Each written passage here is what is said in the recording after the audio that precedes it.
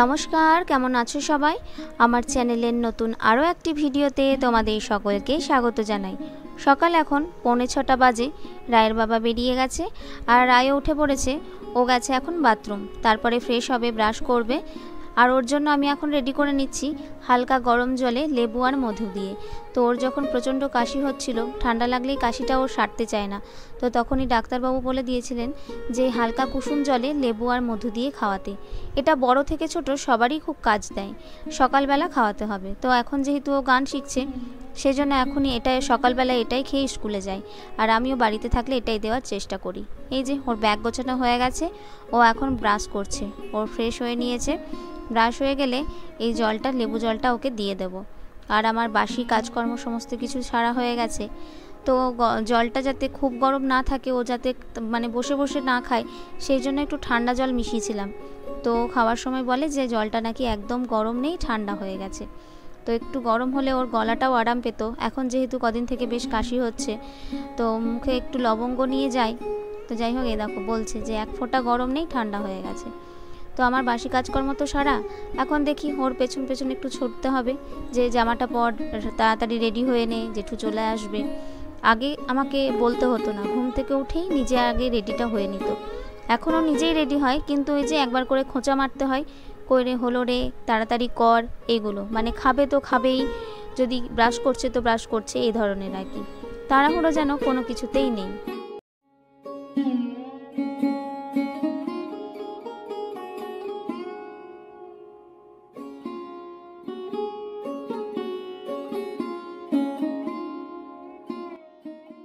যে রেডি হয়ে গেছে। এখন ওকে বললাম একটা লবঙ্গ মুখে দিয়ে যা, কারণ কাশি হলে খুব গলাটা খুসখুস করে, আর ওখানে তো আর চুপ করে বসে থাকবে না, ছুটোছুটি করবে, তো তখন কাশিটা হবে। তো সেই জন্য বললাম একটা লবঙ্গ মুখে রাখ, তাহলে কাশিটা অতটা হবে না। তো বলছে মা আর একটা ভরে নিয়ে যাই, টিফিনের সময় তো লবঙ্গটা ফেলে দেবো যখন টিফিন খাবো। এই সব করছে, দেখছো কি ফাজলামো করতে পারে। আর এই মেয়ে যখন স্কুলে যায়, ওই সময়টা না একদম ফাঁকা ফাঁকা লাগে, মনে হয় যে কি একটা নেই, কি একটা নেই। তো যাই হোক, চলো, ও রেডি হয়ে নিয়েছে, ওদিকে দাদাও চলে এসছে। ওরা এখন বেরিয়ে যাবে স্কুলে।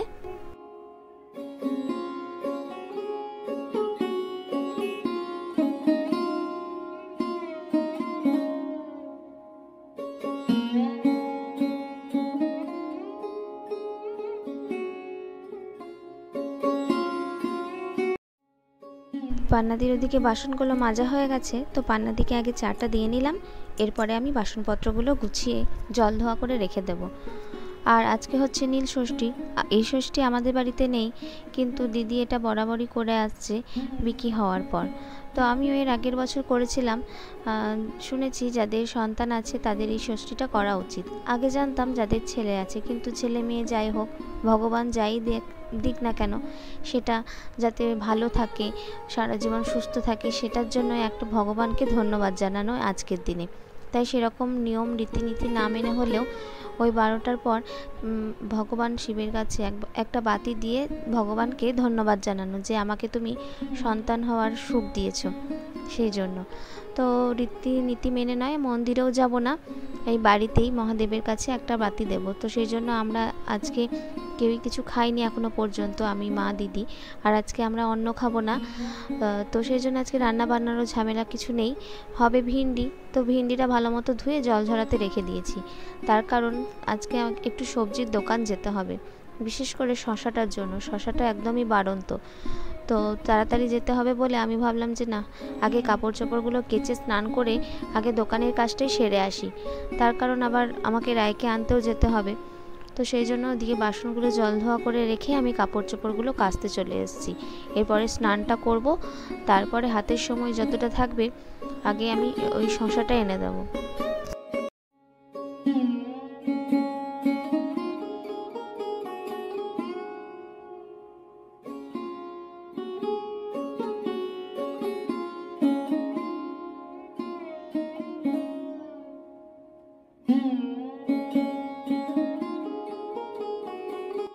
কাপড় কাচা হয়ে গেছে, স্নান করে চলেও এসেছি। তাড়াহুড়োর মধ্যে স্নানটা করেছি তো ভালো মতো না মাথাটা মোছা হয়নি। এই যে চুলটা আঁচড়ানোর সময় দেখি যে টপ টপ করে জল পড়ছে। আর জামা কাপড়গুলোও এখনও মিলতে যায়নি, কারণ যেহেতু ওই যে দোকান যেতে হবে, তো সেই জন্য ভাবলাম যে আগে সবজির দোকান থেকে ঘুরে আসি, আর কি সবজিপাতি আছে সেগুলোও দেখে আসা হবে। এখন তো সেরকম মানে জুতজাত করে সবজিটা কেনা হবে না, কারণ সবজিপাতি কিনতে একটু দেখে শুনে কিনতে হয়, কার কীরকম দাম সেটাও জিজ্ঞাসা করে কিনতে হয়। তো এখন শুধু যাব শশা আছে কিনা সেটা দেখে শুধু শশাটাই নিয়ে চলে আসব। তারপরে রায়কে নিয়ে এসে তখন যদি আবার যেতে হয় তখন আবার বাজারটা যাব।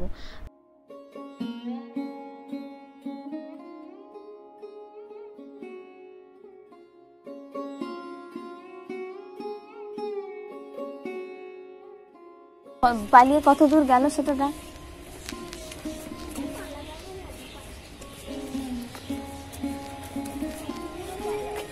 ঘরে ঢুকে যাবে, ও ঘরে ঢুকে যাবে।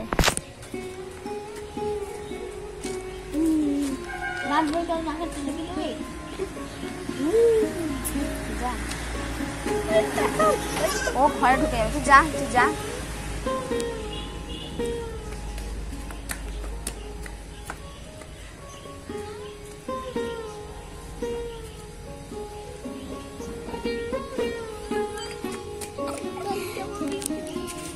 দেখো এত দিনে ওকে কোলে তুলতে পেরেছে। ছাড়ো ছাড়ো আমাকে, ছাড়ো ছাড়ো আমাকে, ছাড়ো। অমনি করে ধরে চেপে ও কি খায় দেখছো? একে তো দেরি হয়ে গেল, এতকে উম্মা দিয়ে দেবে রে। কেমন লাগলো? হ্যাঁ হ্যাঁ, সেই তোকে চিড়িয়াখানায় পাঠিয়ে দেবো বুঝলি, ওদের সঙ্গে থাকবি। এখনকার চিড়িয়াখানায় থাকে। রায়কে বাড়িতে রেখে আমি আবার চলে যাচ্ছি দোকানে, কারণ তখন তো বেশি হাতে সময় ছিল না, শুধু শশাটা নিয়ে বাড়ি চলে এসেছিলাম। আরও বেশ কিছু সবজিপাতি ছিল যেগুলো নেবার জন্য। তো এখন আবার চলে এসেছি, আর এখন একবারে দোকান ফাঁকা। আর আসার সময় রায় দেখলে ছাগলটাকে আজকে শেষ পর্যন্ত কোলে নিয়েই ছাড়লো। এই কদিন থেকেই ভাবছিল আসা যাওয়ার পথে যে ছাগলটাকে একটু কোলে নেব, মানে ছাগলের বাচ্চাটাকে, কিন্তু আজকে ঠিক সময় মানে ফাঁক বুঝে ঠিক কোলে নিয়েছে। এত ভালোবাসে না এইসব জিনিসকে, আবার বলছে আমি ছাগল ছানা না বিড়াল ছানা হলে আরও ভালো হতো। দেখেছো কাণ্ড? এই যদি একটা বিড়ালে আঁচড় দেয় তাহলে কি হবে বুঝতে পারছো? চল সবজিপাতিগুলো নিয়ে নিই, তারপরে বাড়িতে গিয়ে আবার কাপড় চোপড়গুলো মিলতেও আছে।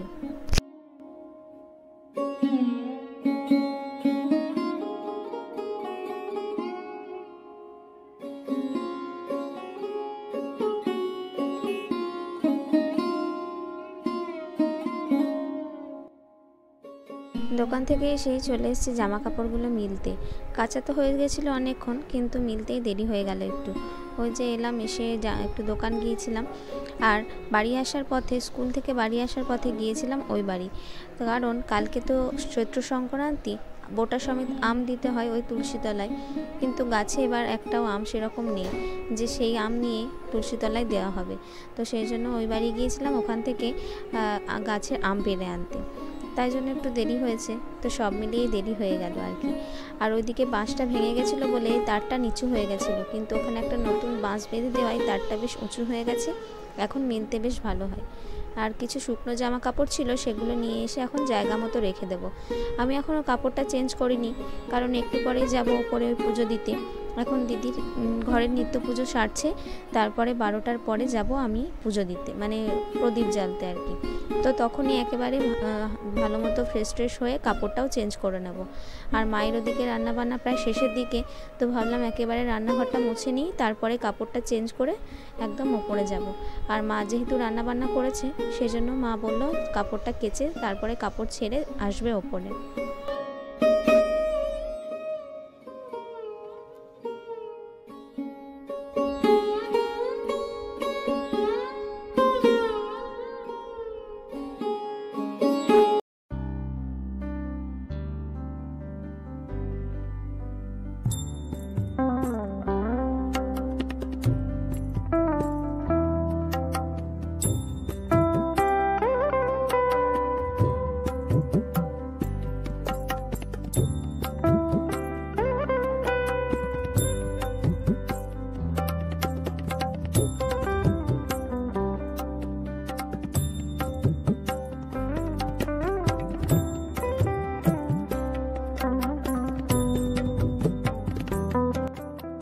পুজো হয়ে গেছে, প্রসাদ নিয়ে জল খেয়ে নিয়েছি, আর তারপরে এই যে অ্যাফ্রেশ আর শেক নিয়ে চলে এসেছি। আমরা সবাই এখন শেক অ্যাফ্রেশ খাবো, কারণ সকাল থেকে তো এক ফোঁটা জলও পর্যন্ত খাইনি, নির্জলাই করেছি। আর এদিকে রায় নাচের প্র্যাকটিস করছে, সামনেই নাচের পরীক্ষা, তো সেই প্র্যাকটিস করছে। আর এর আগেও গান করেও চলে এসছে। আর এখন আর আমাদের উপোসের দিনে চিন্তা ভাবনা করতে হয় না যে কি খাবো, কি বানাবো আর কি খাবো, এই চিন্তাটা এখন আমাদের আর করতে হয় না।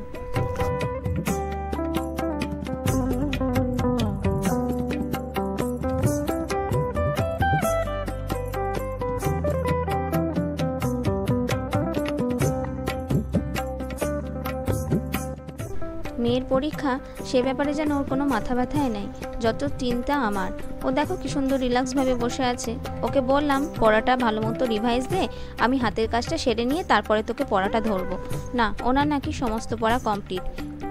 ধরতে যাওয়ার সময় দেখি এটা আটকাচ্ছে, ওখানে ওটা আটকাচ্ছে।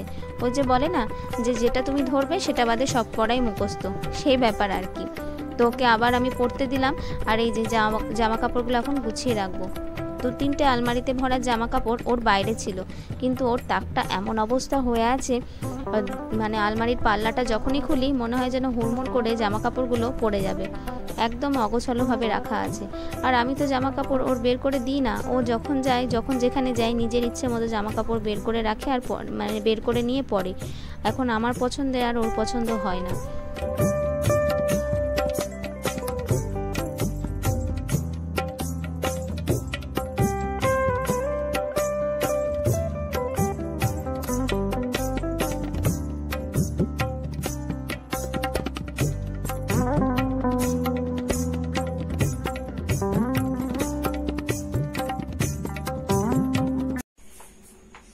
আটটা 8 বাজছে, রায়ের এদিকে পড়াশুনো কমপ্লিট, এখন বই গুছিয়ে রাখছে। আর মন্ত্রও বলে নিয়েছে আগে, আমি খেতে দেবো। আজকে দুলাই শিখিয়েছে, তাই আজকে বলতে হয়নি, আজকে নিজে বলেছে। ওকে জিজ্ঞাসা করেছিলাম আগে যে কি খাবি, তখন বলেছে কিছুই খাবো না, জানি না। এখন বলছে রুটি খাবো। রুটি আছে দিন, রুটি খাবো বললো। রুটি হয়েছে দিনের বেলায় রুটি হয়েছিল, তো সেই রুটি আর গুড় খাবে, আর একটু তরকারি খাবে। খাবারটা দিয়ে দিই ওকে। আর আমাদের তো খাওয়া হয়ে গেছে, আমরা খেয়েছি শেক। আর এখন রায়ের বাবা আসেনি, আজকে ওর লেটই হবে বলেছিল। চলো খাবার দাবার দিয়ে দিই। হ্যাঁ দেখো, রায়কে খেতে দিয়ে দিয়েছি রুটি চিটানো গুড় আর পোস্তর আলু। ও খেয়ে নিক। আর ভিডিওটাও তাহলে এখানে এন্ড করছি। ভিডিও ভালো লাগলে অবশ্যই একটা লাইক কমেন্ট শেয়ার করতে ভুলো না। তোমরা যারা আমার চ্যানেলে নতুন তারা প্লিজ চ্যানেলটিকে সাবস্ক্রাইব করে পাশে থেকো। আর যারা সাবস্ক্রাইব করেছো তাদেরকে অনেক ধন্যবাদ। তো তোমাদের সঙ্গে দেখা হবে নতুন আরো একটি ভিডিওতে। তোমরা ভালো থেকো, সুস্থ থেকো, সাবস্ক্রাইব থেকো, love you, tata, bye by.